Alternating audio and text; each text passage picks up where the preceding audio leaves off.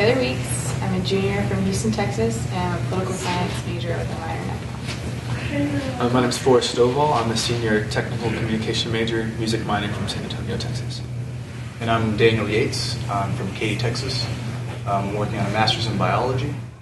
So as of right now, we think that there's basically a gap between, say, the student body here at Texas Tech as well as the administration. And so to bridge that gap would basically mean meeting up with students to see what their ideas and concerns are, and then taking that to the administration as a body, as an administration as a whole, and see how we can implement those ideas and see how we can work together to improve the university and to improve the student life here. And on my side, mine would be bridging the gap again with students and their senators. I don't think people know who their senators are, how they can contact them, or what they do when they want to contact them. So I really want to be, an advocate for senators actually doing their job and getting out there to their constituents. Realistically, there's the goal that came from the system of increasing graduate enrollment to 10,000 students. That's almost doubling the size of the graduate class. And I don't think that's going to happen without graduate student input. So that's the gap that I would like to bridge, is that I would like to bring graduate issues to administration to make sure that when we do double in size, that we can maintain the same type of training and stuff for the graduate students. One of the big initiatives that Peyton and myself, Peyton's running for external VP, is to kind of change our mindset on sustainability.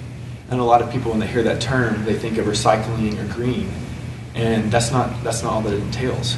It also encompasses where and how we buy our food, how we build our buildings, and there's certain classifications or criteria that we can maintain or uphold to meet LEED specification, which I think the only building on campus as of right now is the new business administration building. The Boston Avenue or Margaret Talkington Hall is in the process of becoming LEED certified. So just to kind of change our mindset, and number one, I think Peyton always hits on, is wind energy. As far as sustainability goes, we do a great job recycling. We might want to amp that up a little bit more, but more specifically, I really want to push harvesting wind energy. Texas Tech is number one in developing wind energy, as we claim in every football commercial. But I don't see any turbines on the top of some buildings. If you drive down the road to Shallow Water, on one of their education buildings, or one of their elementary schools, you'll see it. And I don't know why a university of our size doesn't do that with the resources that we have. So. As soon as we get into office, it would be getting the senators to email people that they know in their college currently, email their dean and say, hey, I've just been elected. Could you send out something from the entire college saying, I'm here for you. I'm here for the students. Come meet me in my office hours. Come up to the third floor whenever. Someone will help you out if you have a problem. So I think immediately I'd like to get the senators' names out of who's just been elected. One thing that I would like to see that would really help graduate retention and graduate enrollment is that recently the Texas legislation just passed a new law not allowing graduate assistants to have fee waivers.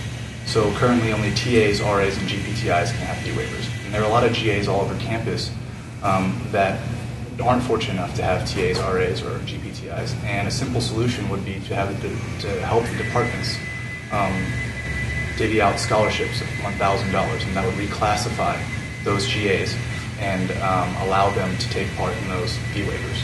And that's a huge benefit for the students. Increase that number. And so I want students to know that it's very important for them to exercise their right to vote. And not only that, not only to vote for us, but there are also two questions on the ballot. One pertains to gun control here at Texas Tech, or firearms, and yet the second question pertains to tobacco-free, smoke-free campus. So it's just to gain a consensus on where the students stand. So that's another reason why I think the students should really take the time, like 2 or 3 minutes of their time next week to vote. So. One thing I'd like to add is that the student government represents the entire student body. That includes undergrads and graduate students. What makes our team unique is that we do have a perspective on graduate issues, and we would like to represent the entire student body here at Texas Tech.